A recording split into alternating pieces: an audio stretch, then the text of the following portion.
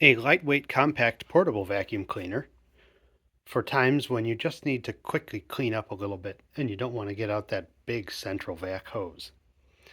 This is not, but it is a portable vacuum cleaner, and it was in fact sold in competition with built-in vacuums in its day. This is a late 1930s Invincible Universal Portable, as they called it. And before we look at the machine more closely, I looked at some literature and I wanted to share that with you. So, the earliest reference to invincible vacuums I found is from 1908. And this shows this invincible portable vacuum cleaner. Weight 115 pounds, price $265. Fun fact that equates to almost $9,000 today. The up-to-date home of the future will, without doubt, be supplied with a pneumatic cleaning outfit. Perhaps vacuum pipes may be laid in the streets with a pipe leading to each house and branch pipes for each room.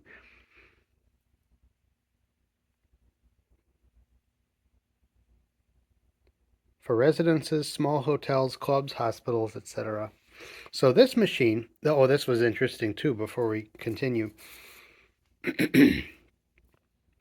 A plant for a 20-room house installed with a pipe for each room cost in the neighborhood of $1,000, or 4 times that much in today's money. Wow.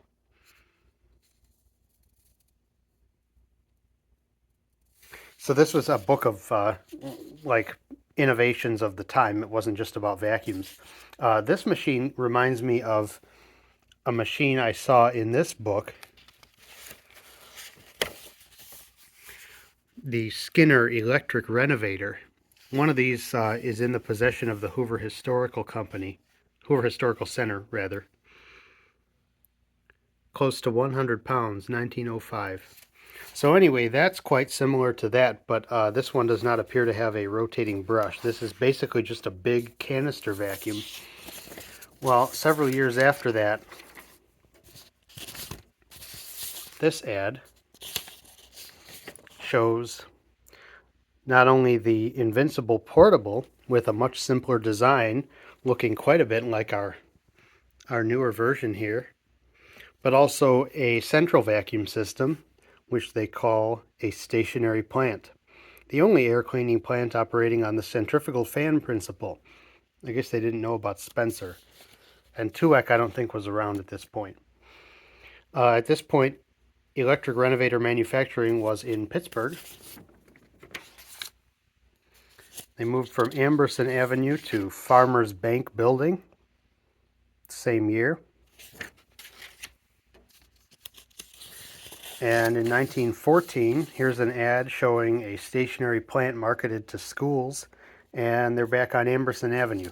Maybe one's the factory and one was their business office in the fancy Farmers Bank Building. By 1918, they were in Dover, Ohio, where they remained.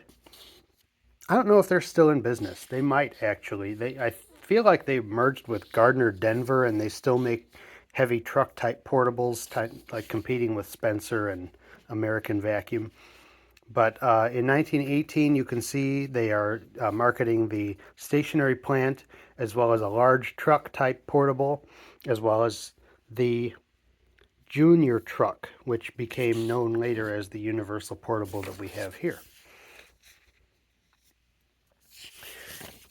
In an ad from 1925, it talks about the matron of the Jewish hospital in Cincinnati saying all these nice things about the machine, and we have used the small household type of vacuum cleaner, but it will not clean with anywhere near the thoroughness of the Invincible. When our new 7-story addition was planned, we considered installing a stationary cleaning system, but the much lower cost and general satisfaction of the Invincible caused us to decide upon it.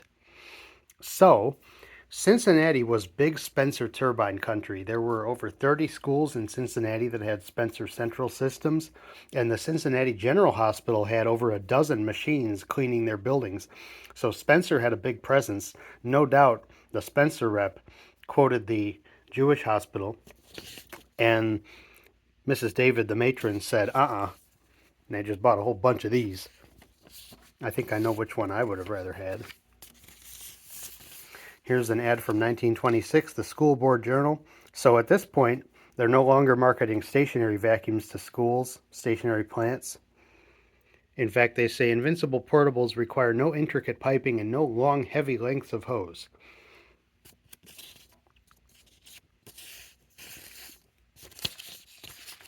I like that marketing angle, selling a 70-pound portable vacuum on the basis that it does not require you to use a 12-pound vacuum hose, even though it still does. Okay. 1931, you can see the form of the machine, very closely assuming the form of this one. A little bit different motor casting.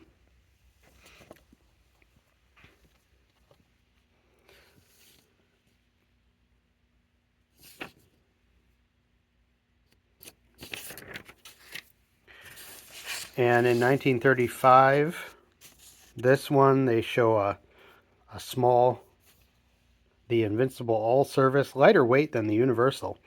And then this is our Universal, which they say is 3/4 horsepower, 35 inches of water, 110 CFM, 70 pounds. I believe it.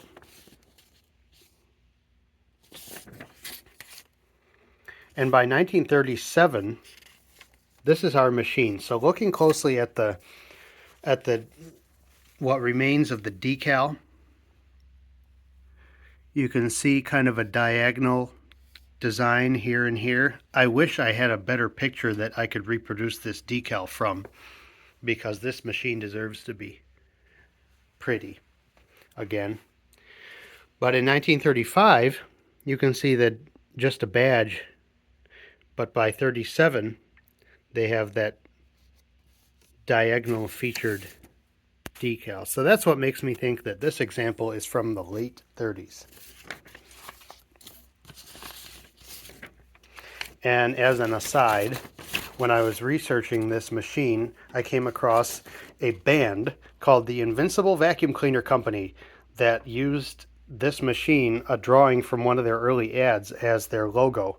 So from the small sampling of music that I listened to, I will say it's not my taste, but you should go listen to them, because I just think it's cool that somehow they stumbled upon this and said, hell yeah, great name, great logo, send it. Love it. Okay, so on to the machine. So this adaptation of their early 1910s design mounted to a cart, which allows it to be transported up and down stairs with these big bicycle wheels. You can see actually there is a spring suspension, shock absorbers. So I got this machine from my friend Kieran, who's a collector and talented restorer of vacuums, and he got it from somewhere, I forget where, but no doubt this would have been in some kind of school or hospital or whatever, some kind of business use. This was not a home machine, even though they were trying to sell it as that in the 19s. So 2-stage impellers, big motor. They rated this at 3/4 horsepower. Very nice badge.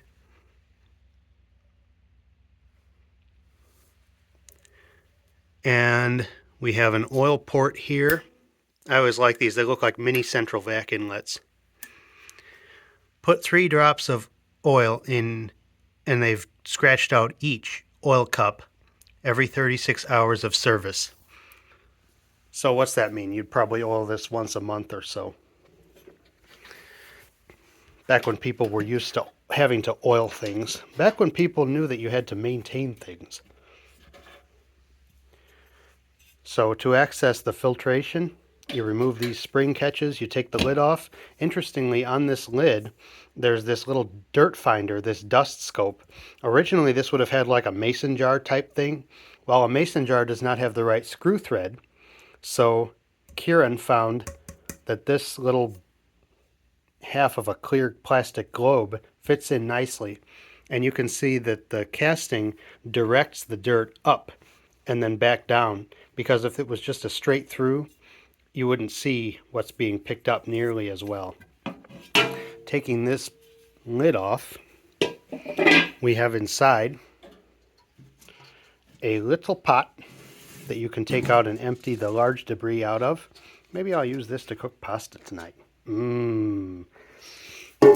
And then we have the filter bag, which is folded over a cage, giving it quite a bit of surface area. So Invincible understood it's not how much air you can move, it's how much air you can keep moving. And that is all about surface area. So nice big bag around a cage, and below this plate is the intake to the big impellers.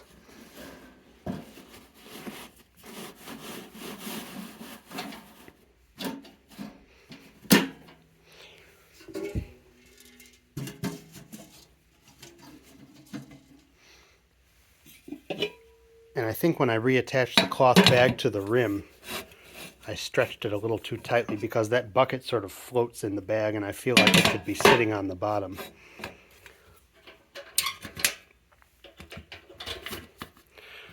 Now that our lid's back on, we have an 1.5-inch hose connection. This is permanently attached, so I believe you would just take an 1.5-inch hose, no doubt a heavy canvas and rubber one, not this, and stick it on there. And in the back we have a little basket for tools, including the blunt force trauma upholstery cleaner with a nice swivel, and a carpet tool. Sadly, we did not get the wand. I imagine that you would put this on and turn it 180 degrees, and that's how it would lock on and swivel. So your carpet tools were just a plain slot tool at the time. I guess it could also be a floor tool as long as you don't care about your floors. We have the entry point for the very long heavy-duty rubber cable, which is in very nice condition. We have the turn switch with the indicator. I always love these. And you can get a nice view of the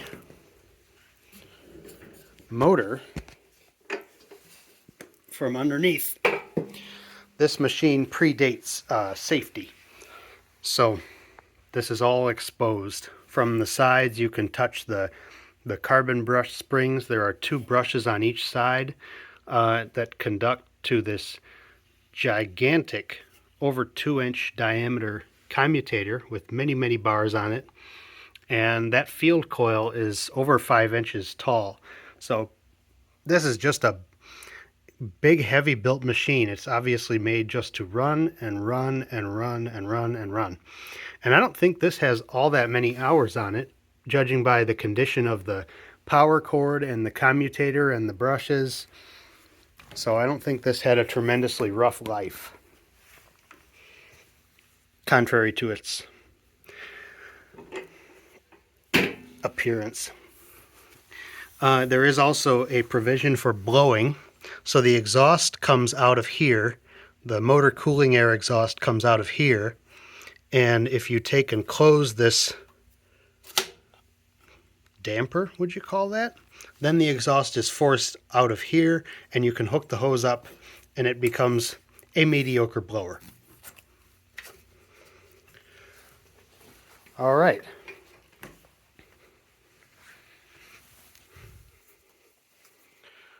Grounded. What's grounded?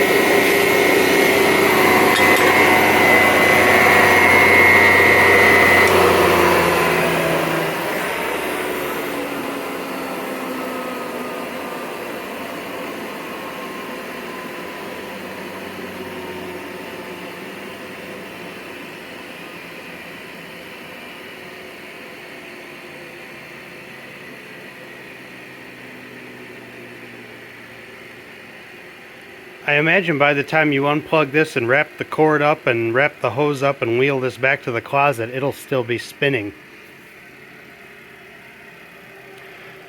With the mass of the rotating element of this machine, you can see how long it takes to respond to changes in the opening size when you put your hand on the end of the hose. It takes a long time to wind up. This being a universal motor, the speed does change, but it takes a while.